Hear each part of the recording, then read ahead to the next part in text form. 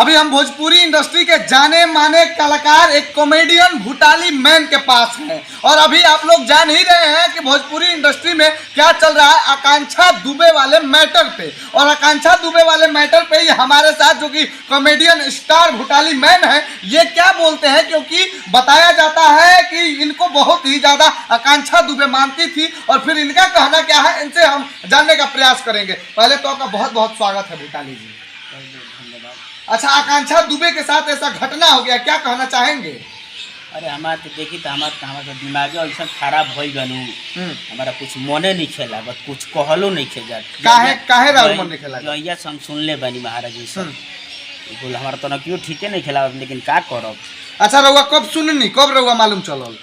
वही घड़ी 5-6 दिन पहला तो भई रहा सब सुननी तो हम आता ना हमारे दिमाग खराब होकर आँखी में हमारा आंसू आ गई। बताएं काहे आखिर रउआ इतना काहे आँख में आंसू आ गई आकांक्षा दुबे के वजह से? माने का एगो कलाकार है, रउआ एगो कलाकार है, एकरा वजह से कि कोनो अलग भी कनेक्शन रहे उनका से?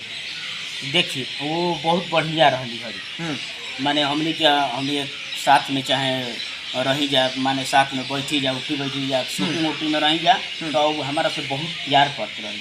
अच्छा, रउआ से प्यार करत रही? बहुत करत, बहुत कलाकार के नाते। हाँ, कलाकार के नाते हम कहता ना अच्छा लगत रहला सा।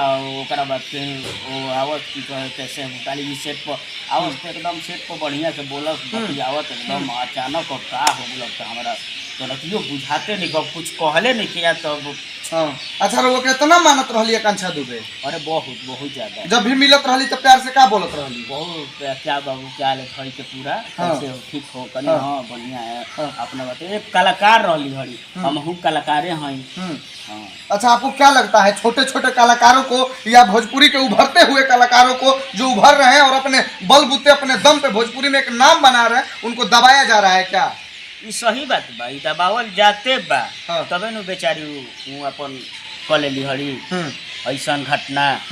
अब हम देख लिया, अब हमारे के लोग अब माने के चलिए अब छोट बानी, हाँ हमारा के लोग सपोर्ट नहीं जे करत। रउआ तो छोट माने देहियो शरीर से छोट बानी। हां देखते बनी कलाकार के घींचा तारन लोग कैसे बुझाता कि कोनो बुझाता कि खेती बाड़ी में हम लोग बिगाड़ गेले बनी जाऊ से लोग। अब देखते बनी ना तो बोले अब हम सबके साथ काम कइले बनी, ऐसा बात नहीं थे, सब लोग के साथ काम कइनी। लेकिन देखियो सही के जस हो सही बानी, घर दुआर कुछ बा ना, झोपड़ी पटी सही लोग का ना। रउआ हालात अभी सुधरल ना? हालात कहाँ सुधरल? कहाँ बा? अच्छा, ध्यान नहीं दे सबके केकारो संगे काम ना कोई सबका धइल बेकारे बा, रउआ सब जानते बनी जाओ। अब रउआ देखते बा लोग भोजपुरी के माने भीष्म पितामह कहाए वाला बड़ बड़ कलाकारों के साथ रउआ काम कइले बनी का? केकारो संगे काम नहीं कइले महाराज, नाम धरे लगल तो कौन नाम तो नहीं धरी तो रवि किशन जी के साथ काम कइनी। अच्छा, रवि किशन के साथ काम कइनी, संगरा में कइनी। ओकरा बाद फिर वो चिंटू पाणे जी के साथ में काम कइनी, तमाम बहुत लोग के साथ काम कइले बनी। लेकिन का करब, लेकिन हालत अब देखते बनी माने राउर दशा और दिशा माने एजे बा। अभी आज तक दशा दिशा बदलल ना भूटाली मैन के ना। देखिए ऊ बात ना, नाम तो बा लेकिन दामो तो चाहिए। गलती कहता नहीं, वो ना रही तो खेला कैसे होई? हां, मेन तो दामे दामवा तो रही तो मेन तो दामे बा, तबे तो जीवन लीला चली, ना तो फिर जीवन लीला समाप्त हो जाए, खत्म हो जाए। अच्छा, आकांक्षा दुबे माने कौना वजह से अपन जीवन लीला समाप्त कर लेली? अब लोग तब तो देखते बानी जौन भी होता वो कहते बा लोग। अब का लोग तो भोजपुरी इंडस्ट्री के कोई वो कलाकार पर आरोप लगाता, लोग का खुद आकांक्षा दुबे का मई आरोप लगावत रही। रउआ का चाहता नहीं? हम सुननी हां लेकिन अब एकरा के कैसे डायरेक्ट अब हम कैसे कह सकते? अच्छा, रउआ दुख बा कि ना? हमारा बहुत दुख बा। उतना प्यार करत रही, रउआ सेट पर जात रहनी तो रउआ बताई नहीं कि गाल पकड़ के बाबू सोना करत रहली, रउआ अंदर दुख दिल में बा कि ना? एको महाराज वैसे मत काहे रउआ रोए काहे लगनी? काहे इतना आखिर इतना दुख में काहे आ गनी रउआ?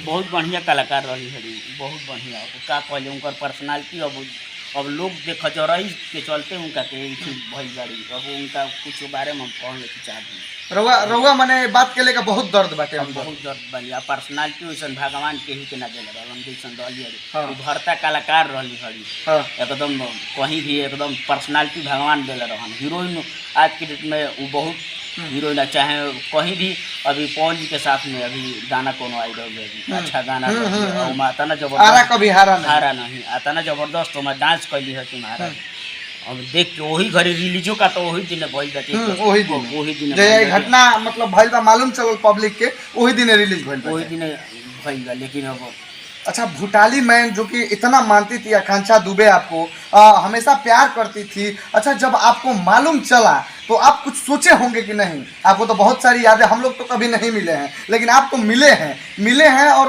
उस आदमी को उस इंसान के साथ ऐसा हो जाता है फिर आपका क्या हाल हुआ होगा? अब मैं चीज़ अब तो होइए का कहल जाओ समझे में नहीं था हमारा माथा एकदम जान करिए एकदम अब देखिए वो सपोर्ट देखिए सबके करे के चाहिए सब लोग के करे के चाहिए सपोर्ट ना आ लोग अभी तो केहू देखनी है कि अभी केहू लाइव हो कुछ बोलत नहीं किया के बस फेसबुक पर औकात जाए के चाहिए हो जाए। अच्छा भोजपुरी इंडस्ट्री को बोला जाता है कि भोजपुरी इंडस्ट्री एक परिवार है और सब लोग एक परिवार की तरह आपस में रहते हैं, लेकिन क्या यही परिवार है कि जब उस परिवार का एक व्यक्ति नहीं रहता है, ऐसा कदम उठा लेता है या उसके साथ कुछ अनहोनी हो जाता है तो उस परिवार का एक भी मेंबर, एक भी सदस्य उसके दरवाजे तक हालचाल उसके परिवार वालों का नहीं लेने तक जाता है? क्या यही परिवार है? बड़े बड़े भोजपुरी के कलाकार, भीष्म पितामह कहे जाने वाले लोग बोलते हैं, आप क्या बोलेंगे वैसे कलाकारों को?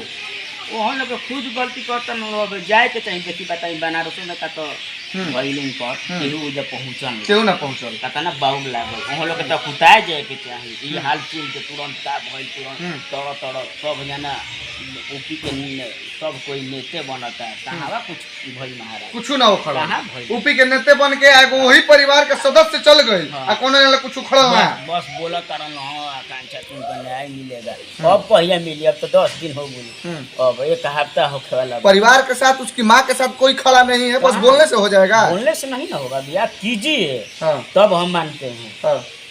बेचारी तो चली तो चलिए गई लेकिन खड़ा रही है। अच्छा आकांक्षा दुबे का डांस आपको अच्छा लगता था कि नहीं? बहुत जबरदस्त। अच्छा बहुत सारा गाना वो गाई है, अरे गाना में डांस की है और जो गाना में डांस किए वो गाना हिट हो जाता है। आपको क्या लगता है डांस की वजह से गाना हिट होता होगा कि नहीं?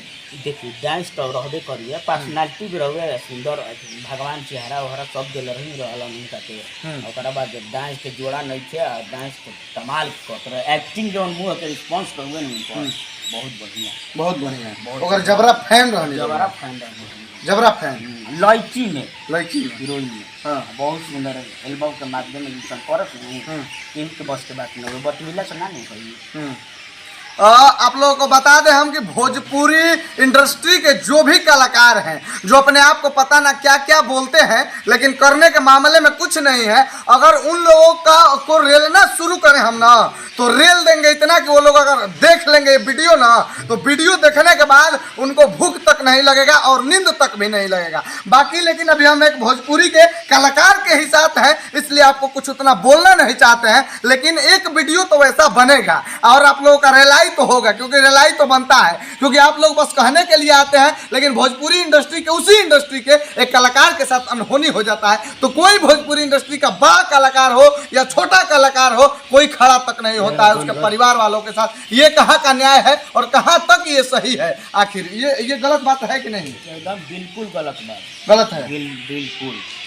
बाकी आप लोगों को ये हमारा प्रयास कैसा लगा? और भूटाली जी जो है कि बीच में एक बार बहुत भावुक भी हो गए थे और कहीं ना कहीं आकांक्षा दुबे है इनको बहुत मानती थी, बहुत प्यार करती थी और ये भी उनको मानते थे और उनका जो डांस देखने का डांस करने का तरीका है ये उन पे कायल रहते थे। बाकी आप लोगों को कैसा लगा? प्रशासन से निवेदन बाकी जल्दी कार्रवाई कल जाए कि जल्दी फट जे भी माने सूचना मिला था लोग कहता हम वो देखता नहीं आ तुरंत जांच होके के चाहिए आ तुरंत साजा। अच्छा जे अपराधी बा ओकरा के आ साजा तुरंत मिले केहू हो को अपना उ भले भोजपुरी के एगो कलाकार ना केहू हो मौत भइल भाई मजाक थोड़ी नहीं करबो। हां मौत भइल मजाक थोड़ी नहीं करबो, वो सजा मिले के चाहिए तुरंत ये पहुंच जाए। जय हो। देख लीजिए, भोजपुरी का एक नन्हे कलाकार बोले जाते हैं, और भोजपुरी का नन्हा कलाकार जब इतना गुहार लगा सकता है तो आपके गुद्दे में भी जान होना चाहिए, और आप भी आके ऐसे गुहार लगा सकते हैं। बाकी जिस तरीके से ये बेबाकी से बोले हैं ये बात, कोई भी कलाकार हमको लगता है भोजपुरी इंडस्ट्री का ऐसा बात अभी तक नहीं बोला है। बाकी आप लोगों का बहुत बहुत धन्यवाद।